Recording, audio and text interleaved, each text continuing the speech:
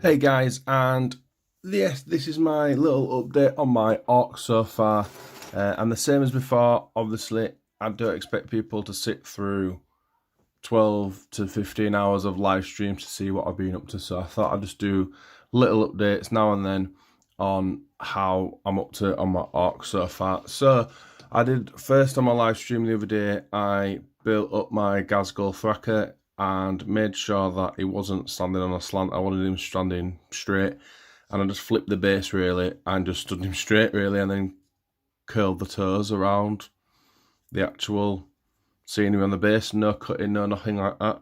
Speaking about cutting, as you can see on my thumb, I took a wound. It's still healing, but that's why I'm doing a video, because I can't really do much hobbying right now. But anyway, on to the next bit. Obviously, the bad man himself, this guy is well sick. I love him to bits. Maraka, something like that, is standing on a Blood Angel shoulder pad because I hate them.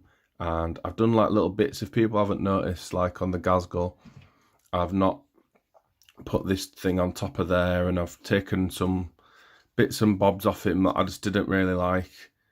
You know, they might be just very small. That small that no one can notice them, so that's proper awesome.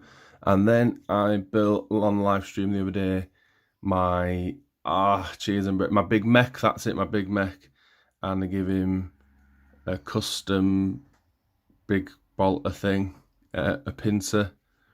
And then you had two options to have a custom force field or a teleport blaster, and I got told you had to buy two separate kits to make them, or you lost some of the mega knobs. So I decided just to put both on the same one, and then if I ever do play anything, I just obviously just tell them which one I've got.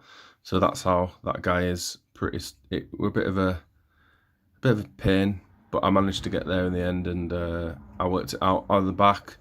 So there was a hole in there, and I had to use like loads of random bits to make sure that it fit properly, because for some reason the bit wasn't on the sprue and explaining the instructions.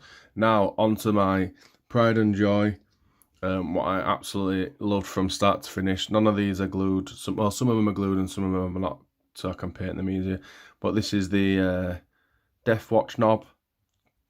I've just given him like his little gun on his back, and the only thing that's different on this is I give him a Death Watch shield really, and I use the groin strap thing and just press the plastic in so it made it straight, and then put the actual skulls on it, so it made it look a little bit different and not just pure Death Watch. And obviously I made some chips and bullet holes and stuff.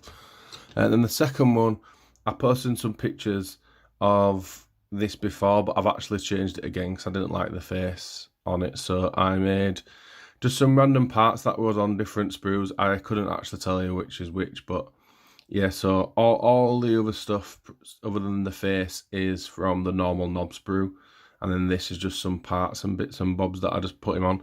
So it's supposed to be like I've got to weather that actually. I got to smash that. So it's supposed to be like a raven guard guy that jumps into battle really. So he's got his two claws, he's like Shrike, and he's got his pistols glued to his actual claws as well. And then I went in and just used the combi missile launcher things and cut them off and put them on this Priority backpack, what I just thought would spare and riding around. And then obviously I messed about with the face, and I love it now. I'm really happy with that guy. So that's the RavenRook. And then this guy is pretty bog standardish. There wasn't really much I could do to convert him wise. I might put a salamander shoulder pad on here, maybe so he's a bit like he's running with the theme with the other ones, but I might just leave it. The other thing is that I give him a different barrel, because the other one I just didn't see him were long enough and protrudiant enough. So, and I give him double things. You can see he's just blue tacked in, so it's just going to be easy for me to paint later on. So yeah, not exciting on that one really. That one is pretty standard. And then same with this one, is pretty standard really. He's just got two choppers. I wanted to put a Space Wolf shoulder pad on there and green stuffer beard, but because I can't find a Space Wolf shoulder pad, he's just going to be a knob really. a knob. So weird saying that word.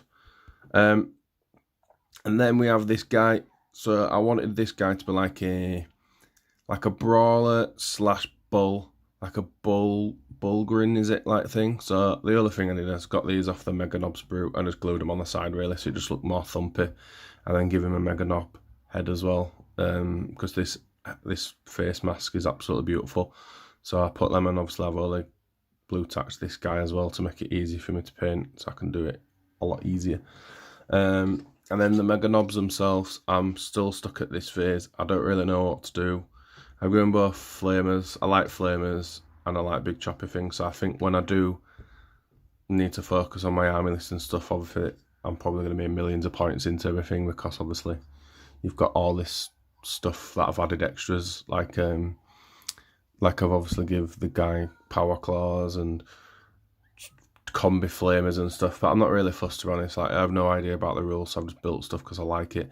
And I'm not really keen on these guys as such, because they just look a bit clunky. Like, at least with these there's a lot more character and stuff, but I can understand why. And obviously on the bottoms as well, I've raised them all as well, because the mega knobs looked tiny compared to the normal knobs, so I made them a little bit bigger. And obviously I didn't want them, I want them to stand out a little bit more. So I don't really know what to do with the mega knobs as such at the moment, and I don't know if to just, obviously I'll keep the big mech because is a HQ choice, but then the mega knobs, I'm not really fussed about them. And price wise as well, these are £38 for 3, and I've only got 2, so I need another box so I could have a unit of 3 of them. And these, I'm not really sure how much these. I think these are like 20 odd pound or something like that for a box of those, and you can do so much more with them. And I found this really hard to convert these. I don't really know what to do. I've even thought about using a bit of plasticard and making them a little bit wider, but I wasn't really sure what to do, and I just kind of give up, even though I thought it through quite a little bit. But yeah, onto the painting side of things. Obviously I've not painted much, but I've painted, will it focus? Come on, boys. There we go. So this I'm quite happy. So this would be a knob head for my orcs, and the reason why is I've not used moot green like I did on this guy up here. So this was going to be the paint scheme for my actual boys. It's quite bright compared to, I wanted the boys bright, and then they'll stand out a little bit more. And then this guy, obviously I made a lot darker. I went in for some liver spots at the top, and I think I put a bit too many, but I'd say this was just a test head, and it came out really well. I really enjoyed it, and plus I actually did, let's see if I can put it here, there we go. I actually did this one all by brush, no paintbrush at all, so that's really helpful for if I want to do a tutorial on orc skin now, so I'm quite happy with that. So yeah guys, that's it. I know it's been a bit wobbly and stuff like that, but this is, I'd say, just a vloggy update thing. It's not professional and stuff. I just wanted to keep you guys in the loop what I've been up to and stuff. So I'm looking forward to getting more done. If I do more like little bits and stuff like that, I'll probably knit the footage together and stuff. But if not, have a great day. Love you all. Peace out, and see you all soon. Bye.